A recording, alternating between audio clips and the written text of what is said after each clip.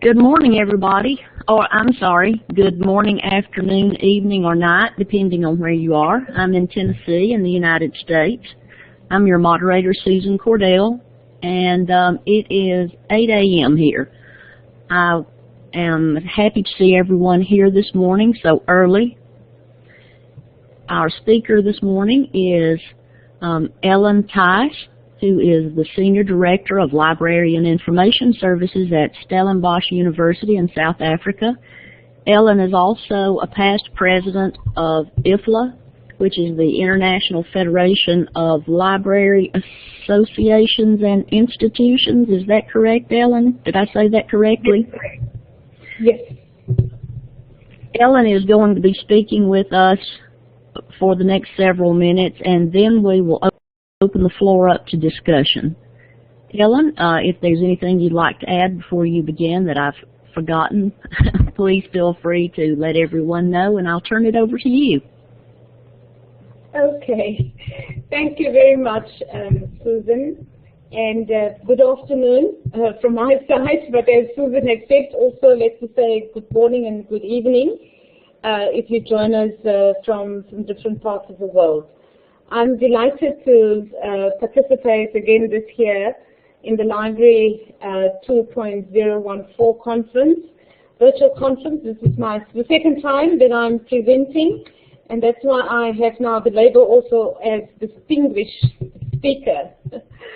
So I hope that I will be able to make a useful contribution to this groundbreaking conference that we have now been hosted so generously by Sandy and her team at her university.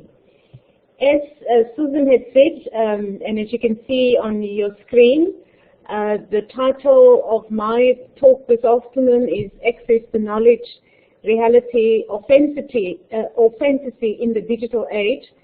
And I have to say, when I selected the title, it was when I had to submit my information about my session, and of course one can also replace fantasy with myth. And it's probably the reason why I've chosen this, because there's a theme of the conference this year, and I'm starting to, some of you may know, if you who know me, that when I was IFLA president, my presidential theme was access to knowledge, or libraries driving access to knowledge.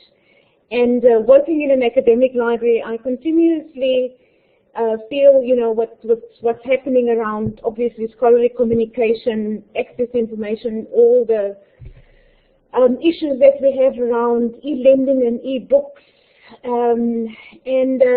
just so many issues that we're dealing with, access to technology, access to information, that I was starting to think, is this a reality? One of the things you say, yes, this is the libraries are built on the foundation of access, and are we really able to provide access to knowledge as we've had in the past?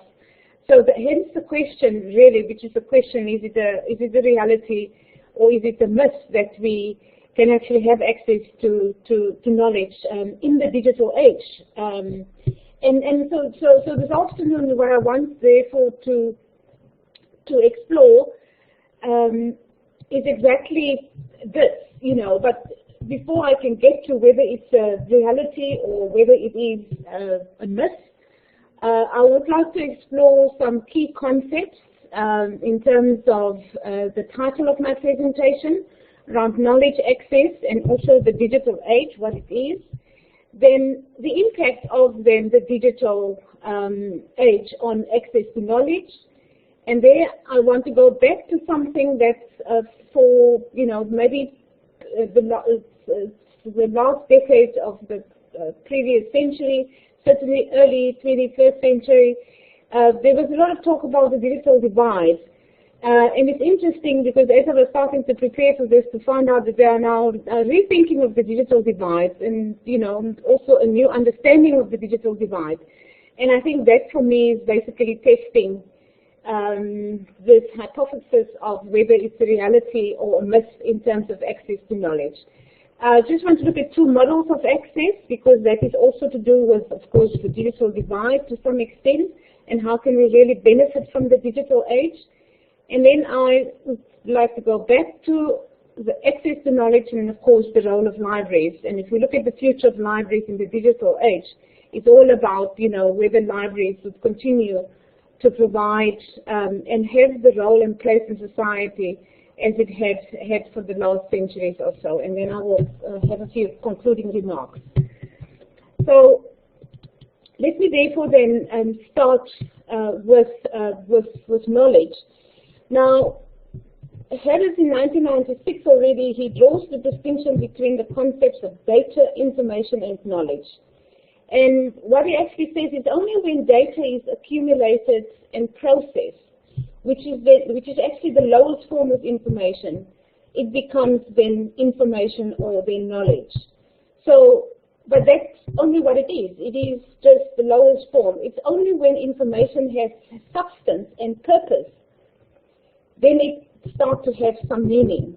And then, therefore, for information to acquire meaning and representation, it has to be combined with context and lived experience.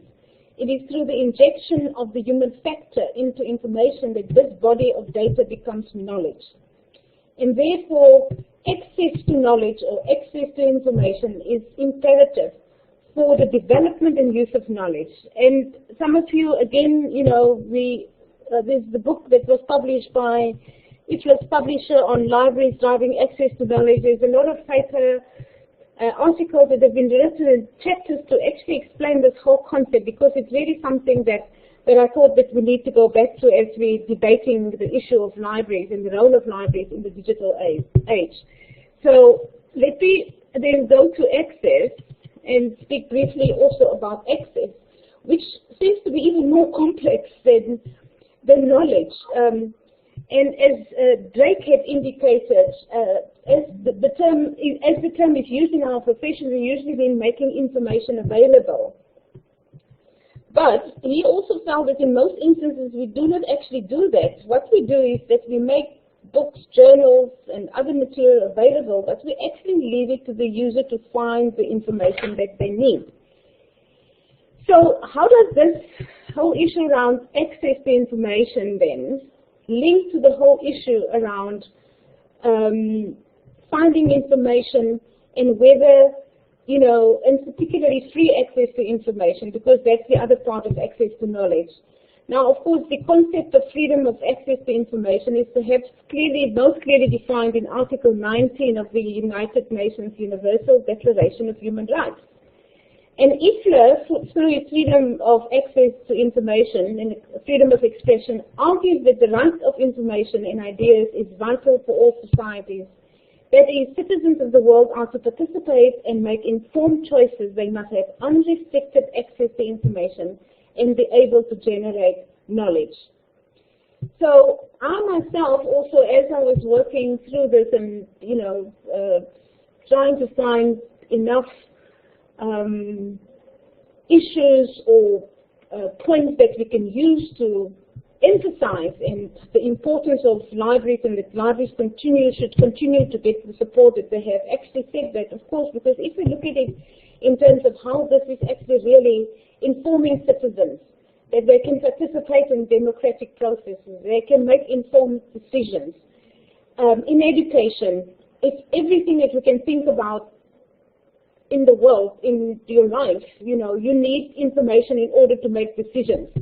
And as such, I actually, and this is a quote from one of the speeches that I've done, is to say that without knowledge, all effort is naught. And without sound, accurate, and reliable knowledge, in the decisions and actions we and others take can have disastrous consequences for a very long time. And that knowledge is the key of success. So the last concept that I just want to also explore is the concept around digital age, because, as I said, that's in the theme of the conference. Now, and this I've just taken from Wikipedia. We all know when it started, but what is also interesting is, and you can see the definition, but it's a period in human history characterized by the shift from traditional industry that our industrial revolution brought through industrialization to an economy based on information computerization. So the onset of the information age is associated, which is of course the same as the digital, sometimes called the digital age, information age, media age, etc., is therefore associated with the digital revolution.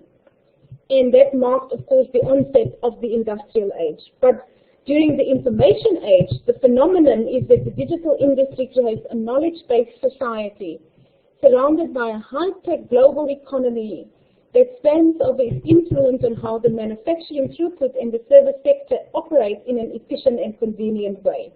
And then, of course, this also means now that everybody can participate in it. And in terms of the industrial age then had become, of course, the industrial economy, and the revolution, as we also know, is also referred to the 21st century as the knowledge economy.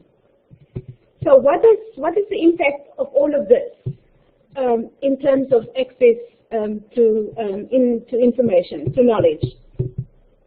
Now, one would assume that as the technology had developed, in terms of the advances that it had made, the benefits that it brought, that there will have been advances then also to enhance access to knowledge, because in the knowledge economy, it underpins the knowledge economy, information and access then to that knowledge. However, and we also know that modern ICTs have created many opportunities for civil society, opening spaces for dialogue, participation and creativity. However, at the same time, digital technologies have also allowed now for a lot of copyrighted protected material by way of so-called technological protection measures. As we know, all the collections in the libraries that we've had in the print era, anybody could come into the library, could use those materials. There were no exceptions in terms of accessing and using the information when you went to a library or when you purchased it yourself. But now in the digital era, in the digital age, there are more limitations on it. And again, hence, is this perhaps, has we really achieved better and access to knowledge, or is it more restricted than we have had it in the past? So as we all also know, copyright limitations and exceptions curtail the exclusive rights assigned by copyright law to copyright holders and, of course, also to users. So, whereas, we would have expected and assumed it would have been better, modern technologies also basically is actually more control access to information more than it had in the past, and deploy them, and it tends to exclude indiscriminately access to information, and as a result impede the dramatic potential of the digital age. Now, the IFRA Trends report, published in 2013, said that in the global information environment, times move quickly. It is stated that in 2010, the quantity of information transmitted globally exceeded 1 zettabyte for the first time, and that it is expected to double every 2 years. The new digital content created in 2011 amounted to several million times that contained in all books ever written.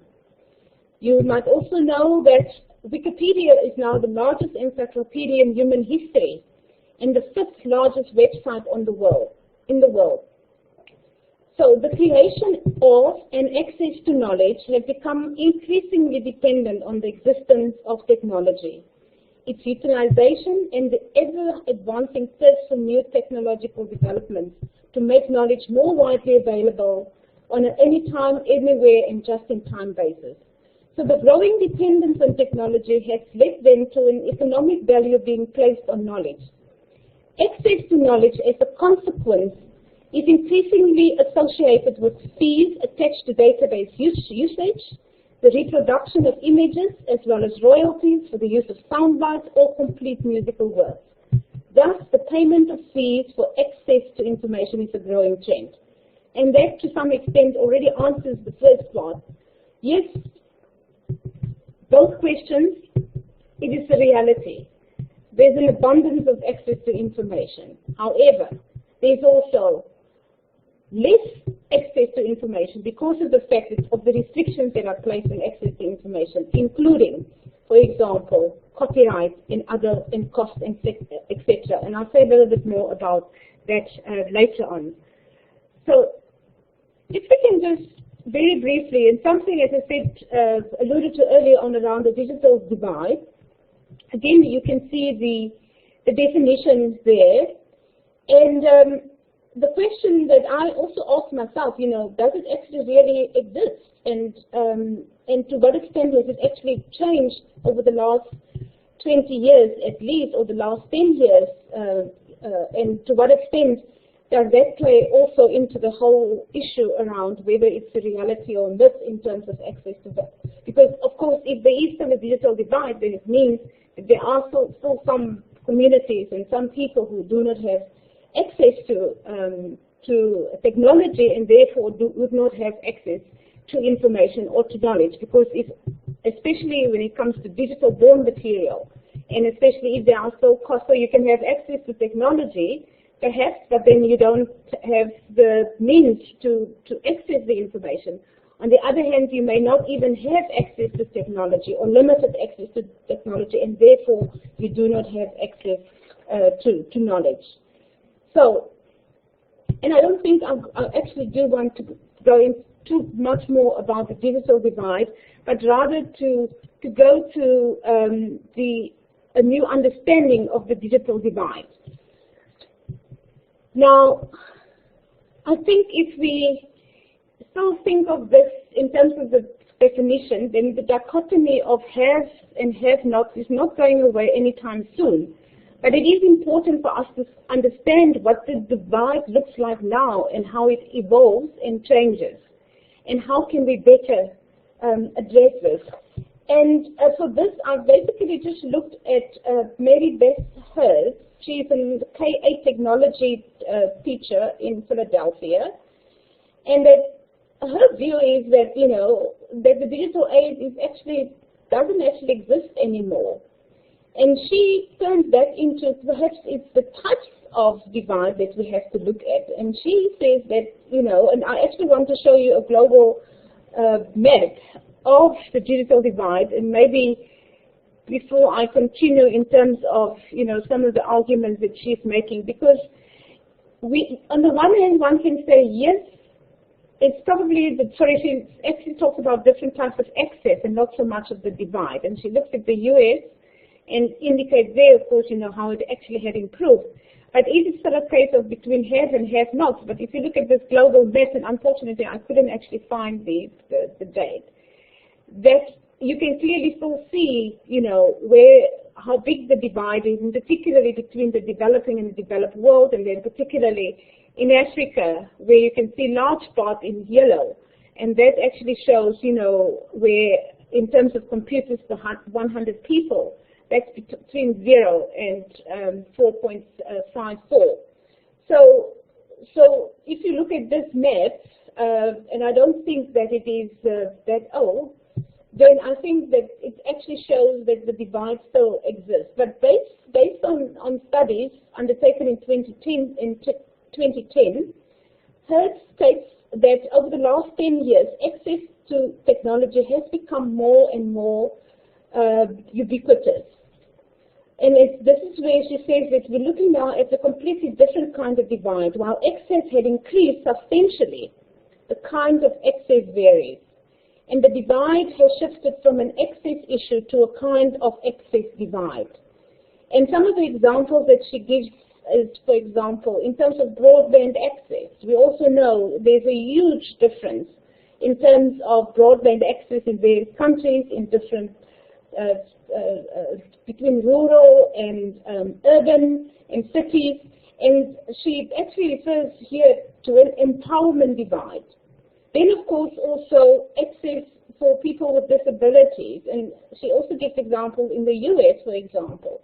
And then one example is, for example, there are no laws that states that websites need to be accessible to people with disabilities.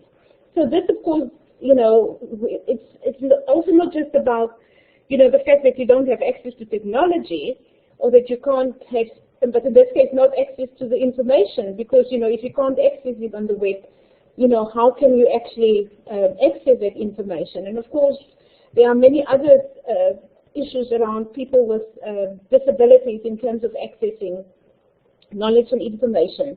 And then, of course, the one thing in between the have and the have-nots that still remain is that the fact that there are huge racial and social economic differences still.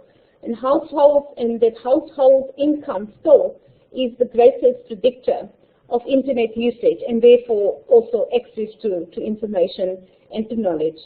Hertz, however, does give some solutions also. She says problem is not just the access, but it's the kind of access. And I agree with her on that. And some of the solutions is, of course, that we need to find more low-cost internet service, that countries, states to invest in broadband infrastructure to bring broadband services to rural households, libraries to stay open. Oh gosh, what happened now? Can you still hear me? Can you hear me? Yes, we can, I think. I certainly can. I believe everybody else is weighing in that they can. Okay, great. So some of the things, and in terms of how to, and of course, that we still keep libraries as a place, in that libraries all over the world, public libraries, university libraries, we need to continue to advocate and to promote that, because even though we have all these restrictions, a place where people can still, in the digital age, where people can still go into a library and they still be able to access it, whether it's in print or in digital format. So we have to advocate, and we shouldn't, think that libraries will stay forever. It is still something that we need to work towards. And then, of course, there's also some other examples that she's given, that schools can provide access to their labs after schools for the community, and that organizations need to plan around strategies around how people are actually connected in terms of the populations that they serve.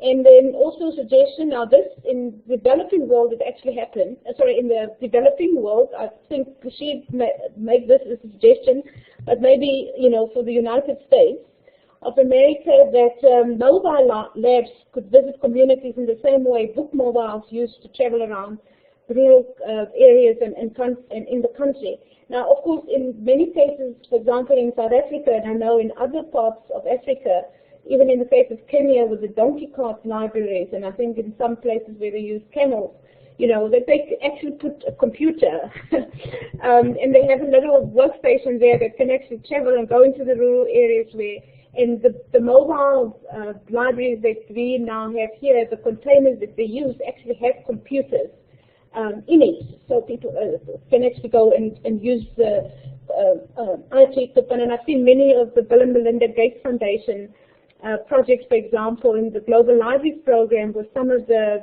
Access to Learning Award that they have awarded up to this year at the ITLA conference each year. Many of the innovation in terms of public access to ICT has been through these kind of mobile computers where people can come for training, school kids can come and use online material, etc. So as I said, basically what she has said, and that's the quote that I had earlier on, that, it's probably not going to go away. We still have huge parts of the world where there are those that still do not, that are poor, that still don't have access, and the have-nots, and of course we continue to have the have. That's not going to go away anytime soon, but it's rather understanding what the divide looks like. And I've also indicated in the developed world that there are also a divide in terms of what people can access. So how it evolves and changes, and better address the underlying causes and provide resources for all, regardless of race, geography, or socioeconomic status. Models of access. As I said here, I just wanted to look at two, because this is also go about the type of access that Hertz had referred to. And there are two that I want to mention here, which links also to access in the digital divide, and that is social inclusion and literacy. And again, in many parts of the world, social inclusion is becoming something that I think all communities and all countries have to deal with because of immigration and the influx of people from other countries due to war and all sorts of other things. And that is, so social inclusion refers to the extent that individuals, families, and communities are able to fully participate in society and control their own destinies, taking into account a variety of factors related to economic resources, employment, health, education, housing, recreation, culture, and civic engagement. So it's not just a matter of adequate shared resources, but also of participation. And in order to participate, you have to have, of course, also access to those resources. So the question is, what role then can access to technology play in promoting social inclusion? And that, of course, is again depend on large measure on how we define access. So again, I've talked already about access. In our profession, we refer to access in terms of access to information. In other cases, it of course, refers to other aspects as well. But what is most important about ICT is not just the availability of the device or the internet line, but rather people's ability to make use of that device and line to engage in meaningful social practices. So for those people who cannot read, who have never learned to use a computer, and who do not know any of the major languages that dominate available software and internet content, will have difficulty even getting online, much less using the internet productively. So as you can see here, this is a huge issue. It's another area that I think, from a library perspective, we need to do a lot more research to understand how do we need to approach this, and that we can't assume that everybody that comes to your library can understand, can read, do know how certain cultures work, etc. Then the other model of access that I think is very important in the context of access to knowledge, and particularly in the digital age, is of course literacy. And so of course, again, here we're looking at the common definition of being able to read and write, but there's now the broader definition that has to take into account also the social context of literary practice. And here we're looking at a number of other things. But again, very much similarities between literacy and IT access. First, both literacy and ICT access are closely connected to advances in human communication and the means of knowledge production. Second, just as ICT access is a prerequisite for full participation in the informational stage of capitalism, literacy was a prerequisite for full participation in the early stages of economic development. So that is certainly something that we have to look at, and that we have to tie then also this notion of societal divide and the digital divide in order for everybody to have equal access to information.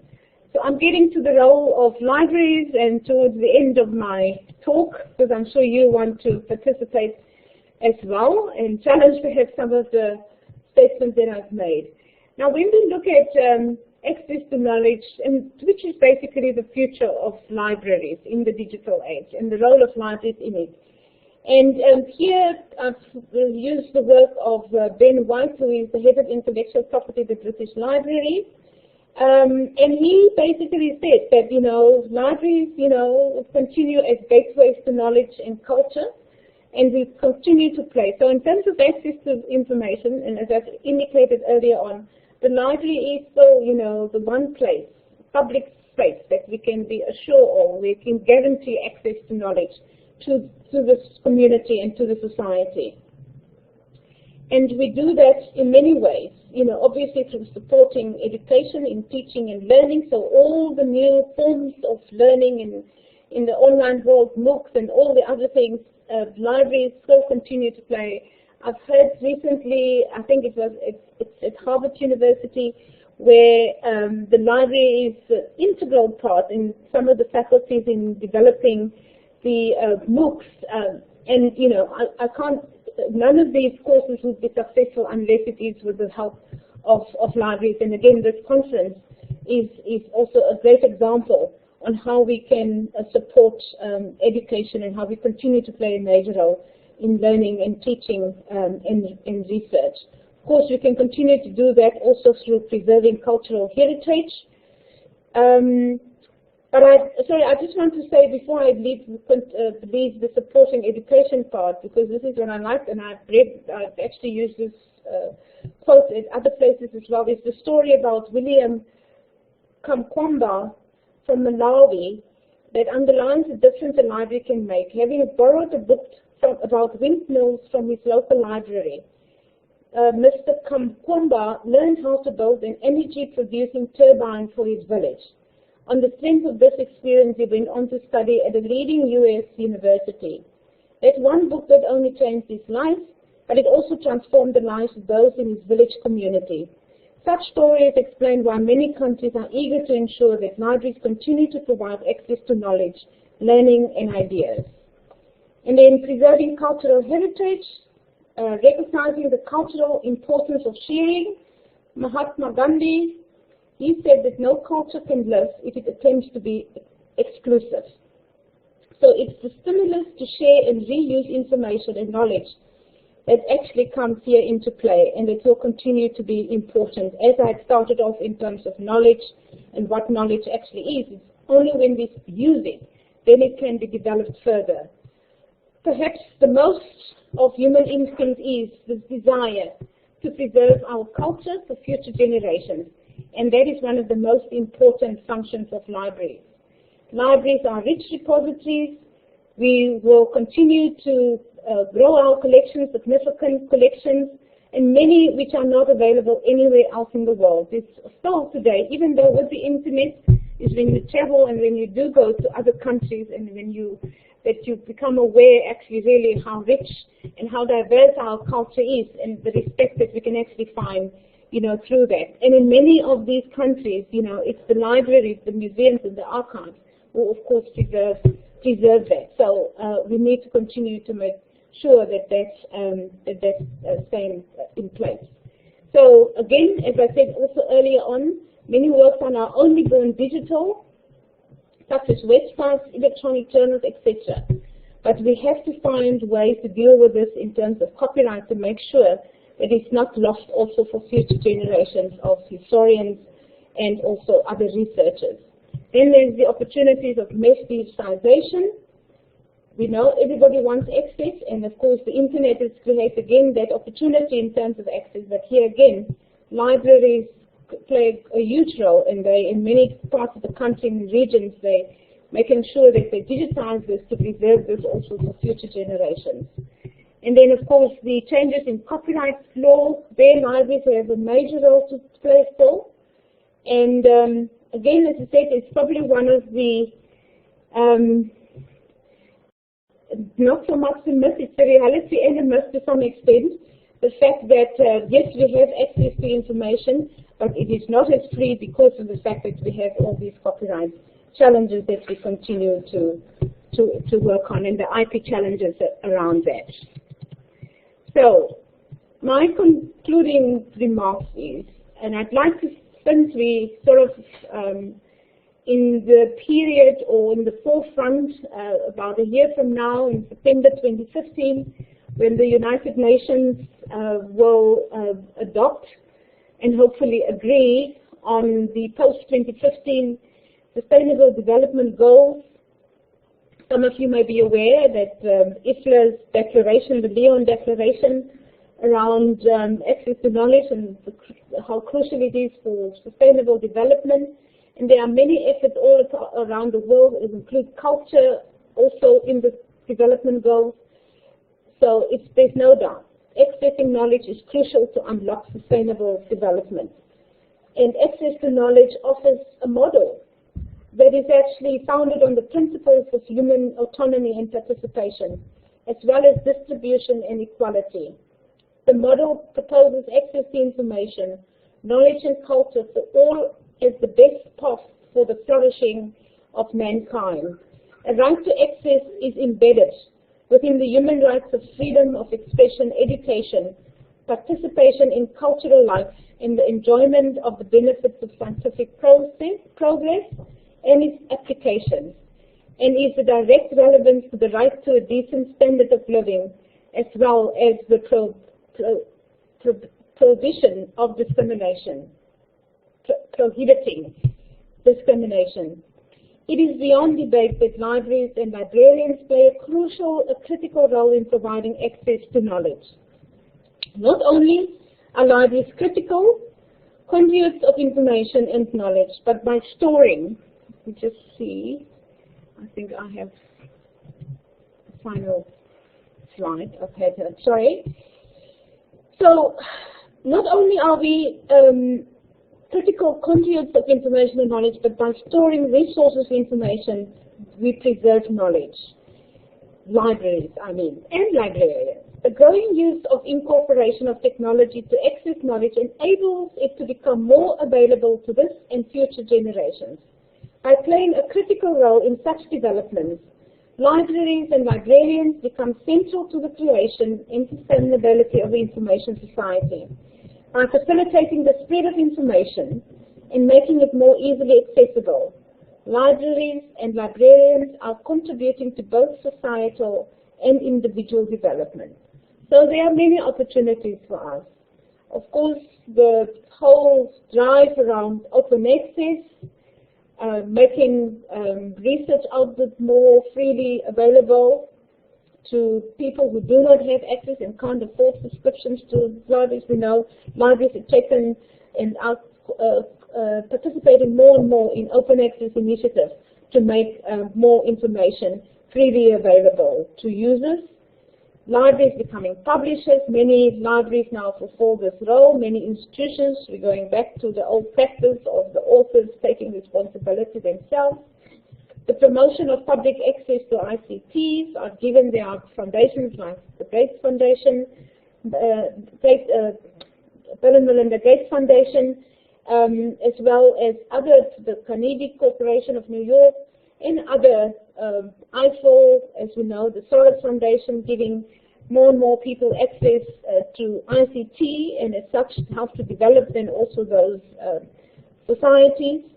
We have opportunities, as I said, where we can help to bring about change and copyright and licensing, e-books and e-lending. And again here, ITRA is the international, representing the international library community, has played major parts at WIPO and in other activities taking place at the UN to promote more fairer and copyright, and particularly copyright in the digital era. Of course, we also have libraries have a huge role to advocate and to play in advocating for positive policy change to enhance access to knowledge. So, I can't say more than libraries are, and I've said it now a few times, the cornerstone for the growth and development of any nations. Even more so important now in the digital age. Historical knowledge, current knowledge, and the generation of future knowledge have deep planted roots in the library. The future is unimaginable without the critical link between the libraries and the generation of new knowledge and information. Now, I don't know if I have answered adequately the question about whether if it is a reality or is it a myth.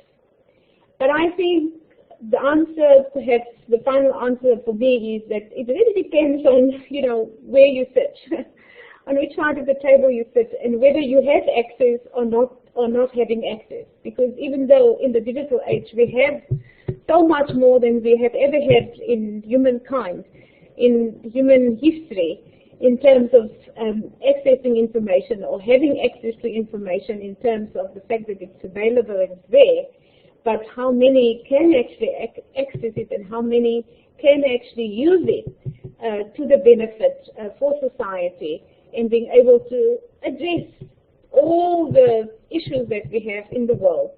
So, so I sort of think that it's probably both. It's a reality, it is there, but it's a myth that everybody, and that we have equal access to knowledge in the digital age. I think I'm going to end there. Thank you very much. Thank you very much, Ellen. I'm going to open the microphones now for anyone who wants to engage in discussion among the group and with Ellen. You should be able to speak now.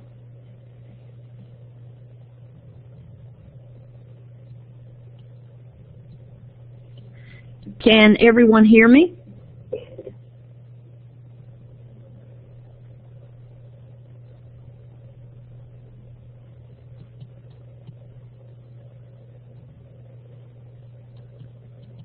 Okay, if there is anyone who'd like to share comments or ask Ellen questions, feel free to do so. And thank you for joining us. Yes.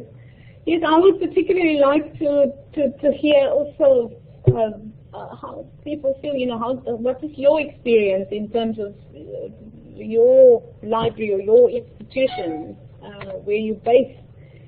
Do you think that access to knowledge had actually improved in the digital age in terms of the equality of that access? In my particular situation in the rural United States, I would say that, of course, the digital age has provided us with tremendously more knowledge, but still we face that inequality that you spoke of with the digital divide.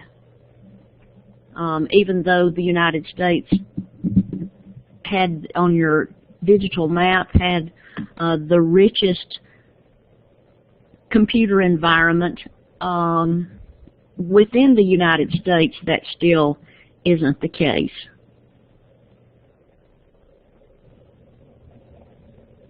And I see a question from Marna. Why did you not touch on the actual developments in South Africa, for example, the use of cell phones? Yes. I think maybe because I really wanted to bring this into the whole, and I didn't want specifically to focus on Africa.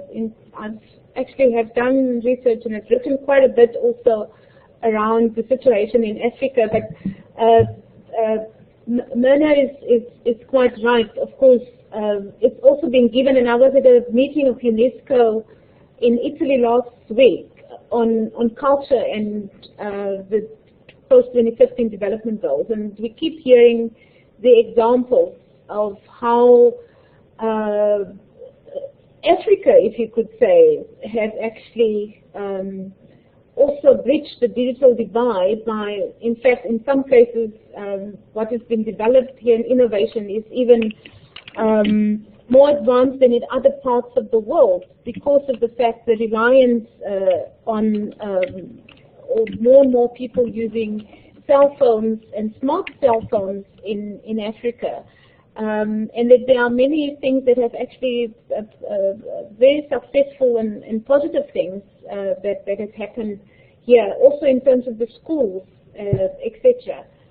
So yes, unless there's something specifically, Mona, that you would like to touch on. But definitely, they say that the penetration, and there are maps that also show really, the usage of cell phones. Well, basically, probably every second person has a cell phone. Of course, not all of them are smartphones, but it has helped with agriculture in some parts of the world, banking in Kenya, I think, and in Ghana, some of these places where they developed some of these systems that have certainly, assist with access to technology and as such also access to growth and development in those countries.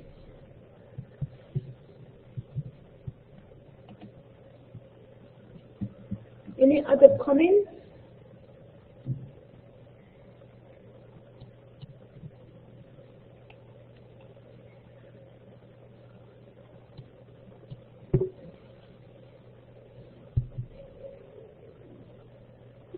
Is there anyone else who'd like to add to the discussion?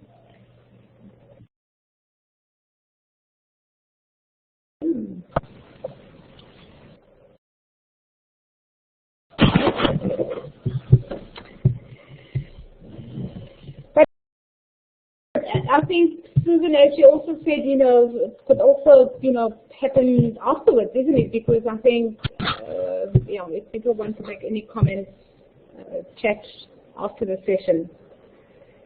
Great. That sounds great. If there aren't any other comments or no other discussion, thank you again for coming. And Ellen, if you're ready, we will close the session. Yes, thank you very much for all who have participated. And once again, I've really been delighted, and I'm very pleased to participate in the conference. And we should continue to talk to one another. And I think libraries can, in fact, will be here in the future, and that we would continue to be a driving force in the digital age. Absolutely. Thank you so much. Okay, bye.